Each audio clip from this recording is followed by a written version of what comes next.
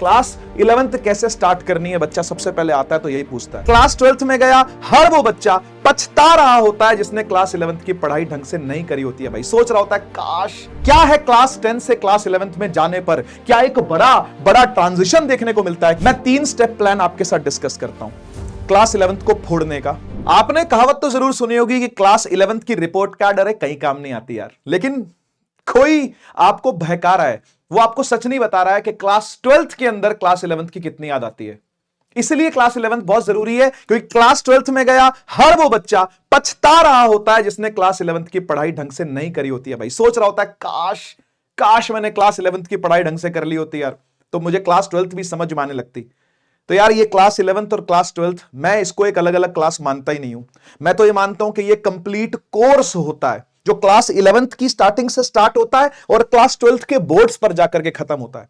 और ये एक 2 ईयर लॉन्ग जर्नी हर वो बच्चा जीता है, चाहे वो जेई की तैयारी करे, चाहे वो नीट की तैयारी करे, चाहे वो सिर्फ स्कूल एग्जाम्स की ही तैयारी कर रहा हो, बोर्ड की ही तैयारी कर रहा हो, तो भी उसको 11th क्लास की स्टार्टिंग के डे से पढ़ना जरूरी होता है। तो प्लीज इस बात को आप समझ लीजिए कि आप अगर क्लास 10th से क्लास 11th में जा रहे हैं तो आपको डे 1 से पढ़ाई करनी पड़ेगी और सीरियस होकर करनी पड़ेगी भाई। तो क्लास 10th वाला मामला नहीं चलेगा। क्लास 10th में क्या था, पढ़े नहीं पढ़े तो बाद में देख लेंगे, मैराथन्स देख लेंगे, लास्ट एंड के सेशंस जो आते हैं रिवीजन वाले 10 दिन पहले स्टार्ट कर देंगे पढ़ना, 7 दिन पहले स्टार्ट कर देंगे पढ़ना। इस तरीके से पढ़ाई क्लास 11th और 12th में नहीं होती है। तो इस बात को आप समझ लीजिए। क्या है क्लास 10 से क्लास 11th में जाने पर क्या एक बड़ा ट्रांजिशन देखने को मिलता है? क्या बिल्कुल एक बड़ा ट्रांजिशन देखने को मिलता है। यह ट्रांजिशन उस ट्रांजिशन के मुकाबले बहुत बड़ा होता है जो कभी आपको क्लास 8 से 9th में जाते हुए मिला था। उससे बहुत बड़ा ट्रांजिशन, बहुत बड़ा जंप आपको देखने को मिलता है। क्लास 10th के अंदर पढ़ाई होती है ज्यादातर रट्टे वाली, रोट लर्निंग ज्यादा होती है, एप्लीकेशन मात्र 30% होती है। लेकिन आप जैसे ही क्लास 11th के अंदर जाते हो, 12th के अंदर जाते हो, बहुत ही कम रोट लर्निंग होती है, मात्र 10%। 90% सवाल जो आएंगे वो एप्लीकेशन बेस्ड ही आएंगे। इसलिए उसका थोड़ा सा स्वाद आपको 10th क्लास में चखा दिया जाता है कॉम्पिटेंसी बेस्ड क्वेश्चंस के फॉर्म में, जिसको करने में बच्चों की हवा टाइट होती है। लेकिन अब आपको इस तरीके के मैक्सिमम सवाल क्लास 11 में मिलने वाले हैं ताकि आप कॉन्सेप्ट ढंग से पकड़ें। अच्छे से कॉन्सेप्ट पकड़ोगे तो अच्छे से सवाल लगेंगे और रेगुलर सवाल लगाओगे तो ही आप पेपर में अच्छा अटेम्प्ट कर पाओगे और अच्छे स्कोर कर पाओगे। आइए थोड़ी सी और बातें देख लेते हैं। क्लास 11th कैसे स्टार्ट करनी है बच्चा सबसे पहले आता है तो यही पूछता है। मैं उसको एक ही बात बोलता हूं, भाई जल्दी स्टार्ट कर, लेट मत कर, जल्दी स्टार्ट कर, स्टार्ट अर्ली। जितनी जल्दी स्टार्ट करोगे उतना क्लास 11th स्मूथ निकलेगी, उतनी क्लास 11th का कोर्स जल्दी होगा। ऐसा क्यों बोल रहा हूं मैं पता है? ऐसा इसलिए बोल रहा हूं, चलो फिजिक्स का एग्जांपल लेते हैं।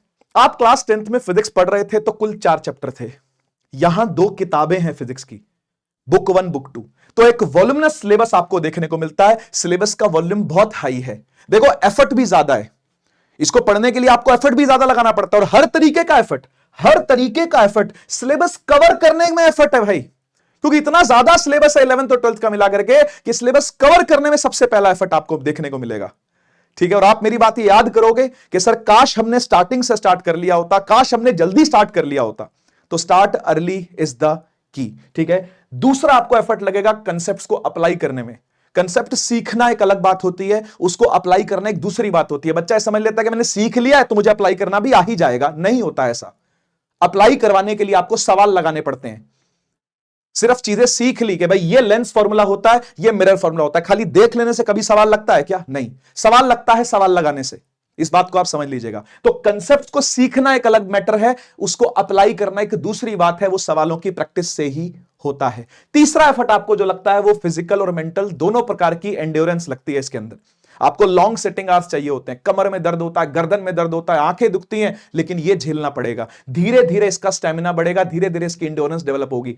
मेंटल एंड्योरेंस तो टाइम टू टाइम आपको डेवलप करना हम लोग सिखाएंगे। हम लोग अपने सेशंस में बताएंगे किस तरीके से आपको ये मेंटल टेम्परामेंट बना करके रखना है थ्रू आउट द ईयर। और खाली 11th में नहीं, 12th में इसकी और ज्यादा जरूरत होती है, जिसकी तैयारी क्लास 11th में ही स्टार्ट हो जाती है। इसलिए क्लास 11th को सीरियस लेना जरूरी है। ठीक है, मैं 3 स्टेप प्लान आपके साथ डिस्कस करता हूं क्लास 11th को फोड़ने का, क्लास 11th में अच्छा एक्सेल करने का, ताकि आपको 12th में दिक्कत ना आए। 3 स्टेप प्लान। पहला, आपको रेगुलर रहना है। यह बहुत बड़ी बात नहीं लगती ना लिखने में, लिखने में क्या है, दो शब्द है, बोलने में क्या है, दो शब्द है, बी रेगुलर, बी रेगुलर। लेकिन ये बी रेगुलर होना इतना आसान नहीं होता।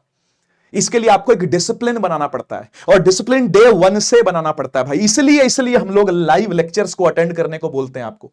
हम ये चाहते हैं कि मैक्सिमम बच्चे लाइव में आए, लाइव में आकर के जुड़े, रिकॉर्डेड बाद में ना देखें। देखो कोई पंगा है तो रिकॉर्डेड जरूर देखो, छूट गई है क्लास, बैकलॉग हो गया है तो जरूर रिकॉर्डेड देखो, उसके लिए रिकॉर्डेड होते हैं लेक्चर्स। लेकिन लाइव अटेंड करना आप में एक डिसिप्लिन भरेगा, और जब आप लाइव अटेंड करोगे, मैं ये बात मानता हूं कि आप regularity maintain through out the year कर पाओगे।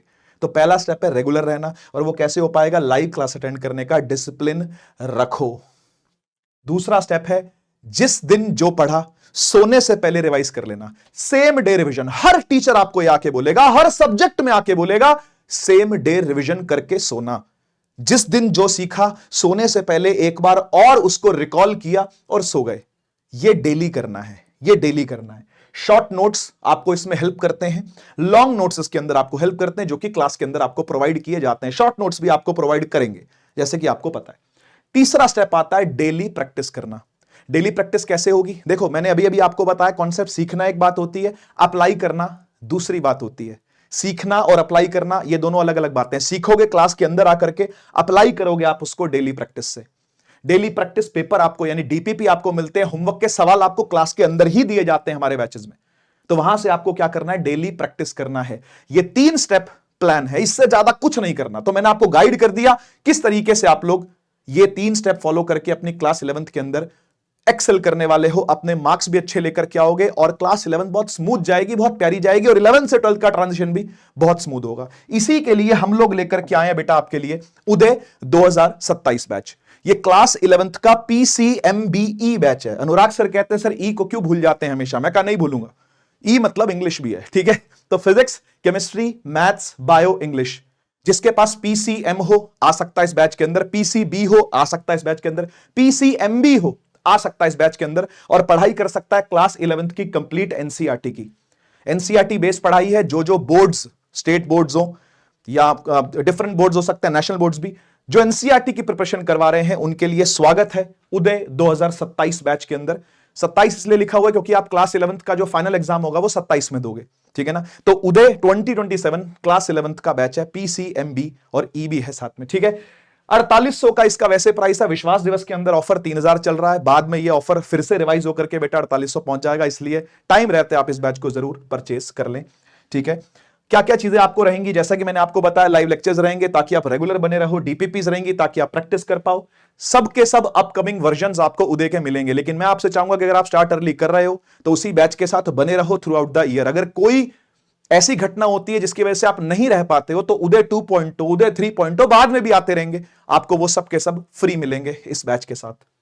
रेगुलर टेस्ट रहते हैं, रेगुलर टेस्ट की अब क्या फायदा होता है, क्या नुकसान होता है, ये बताने की मुझे जरूरत नहीं है। आपको पता है कि रेगुलरिटी मेंटेन करने वाला जो स्टूडेंट है वो अपने आप को धीरे धीरे जांचता है, टाइम टू टाइम अपने आप को एनालाइज करता है कि मैं कितने पानी में हूं, मुझे कितनी चीजें आई हैं, कितनी चीजें नहीं आई हैं। रेगुलर टेस्ट उस बच्चे के लिए डेफिनेटली है। PDF हैंड रिटन नोट, जैसे कि मैंने आपको बताया, डेली रिवीजन के काम आने वाले हैं, तो हैंड रिटन नोट्स आपको दिए जाएंगे। वीकली रिवीजन करो, डेली रिवीजन करो, डेली रिवीजन जो आपने पढ़ा उसका करो, और वीकली रिवीजन आप हैंड रिटन नोट से करो, PDF नोट से करो, बहुत अच्छा रहेगा ये, ठीक है। लाइव डाउट के सॉल्यूशंस रहेंगे, इसके भी सेक्शंस रहेंगे। AI बेस्ड एक टूल है जो कि आपको दिया जाएगा, जहां पर आप अपने डाउट्स भी पूछ सकते हो। ऑफर वैलिड है बेटा 10 मार्च तक, तो 10 मार्च तक जितना जल्दी हो सके आप इसको अवेल करो, ठीक है, क्योंकि बहुत दूर नहीं है अब ये 10 मार्च, तो इसलिए मैं आप सभी का स्वागत करूंगा क्लास 11th के अंदर।